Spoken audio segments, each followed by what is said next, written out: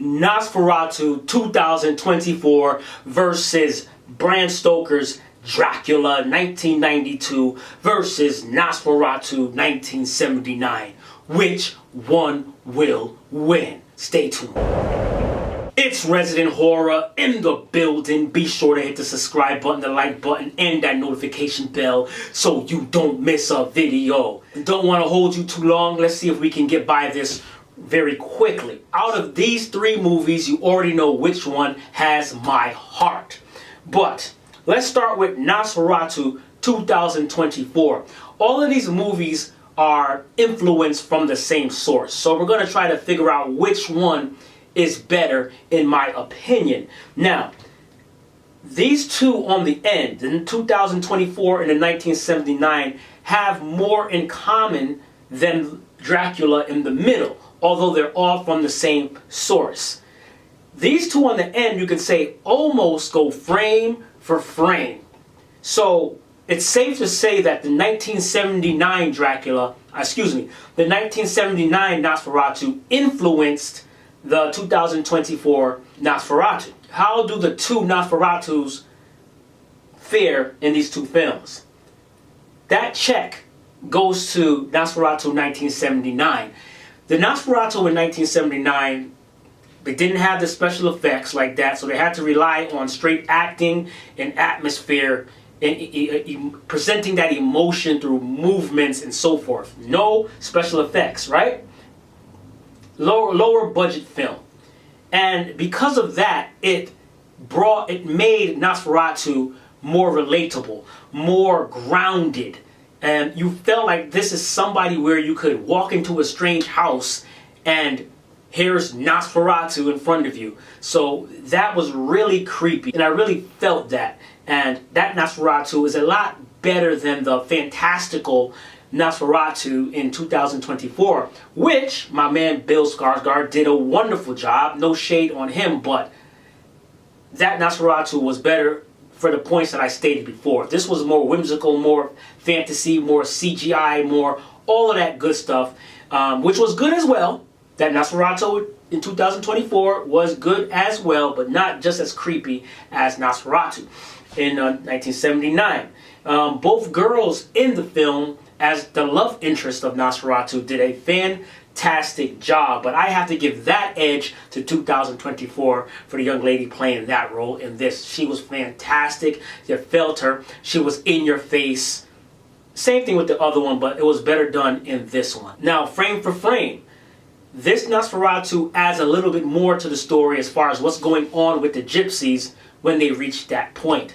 It doesn't get too deep in the 1979 version dealing with the gypsies, though they do tell the story as well. But I like the way it was told in the 2024 film. They got a little deeper into what was going on, and it was more grander. That whole interaction was just grander, which was cool with that. See, so it's like a 50-50 between these two films. The older generations that really enjoy film will probably go with the Nosferatu, with the older one, because it has that character and it just seems more real world based. It has a real grounded feel to it. But the new school will most likely go with this newer one because it is most likely it will be more entertaining from the aspect of all of the effects and the spirit stuff they're able to do and all of that good stuff, and the sound as well, and picture.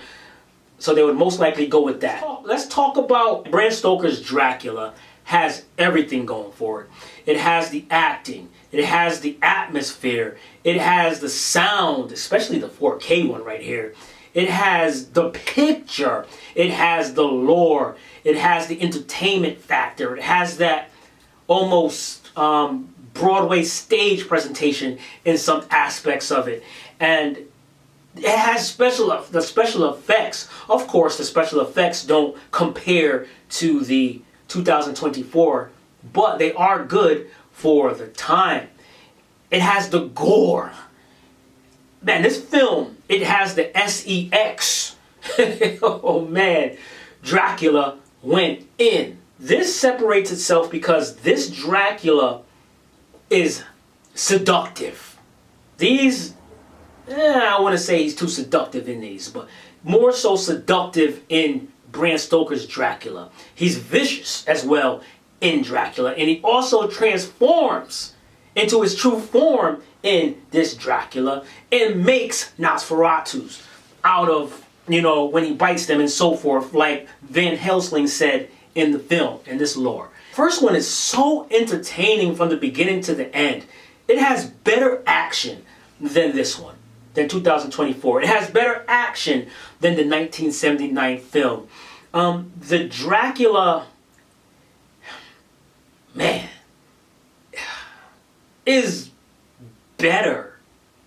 The overall Dracula and his true form and the way we perceive the Dracula to be seductive and very vicious at the same time, propensity for violence, that's Dracula all day, Bram Stoker, man.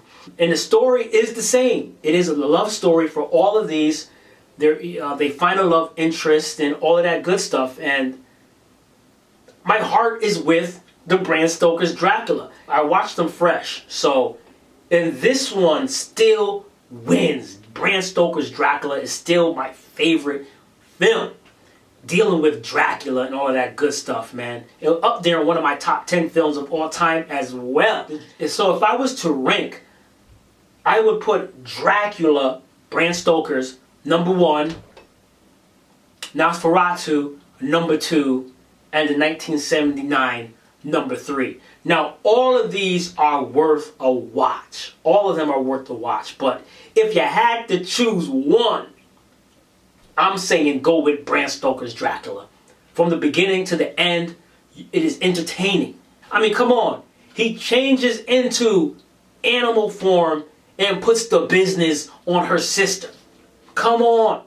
Puts the business on her sister out of spite. And then the sister gets just as violent as him as the movie goes on. Listen.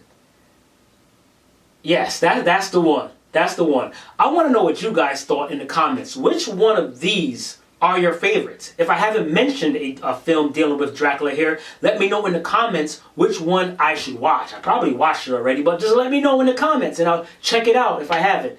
And we'll do a video on that. But yeah, that's the video today, just real quick. I just wanted to put it out there.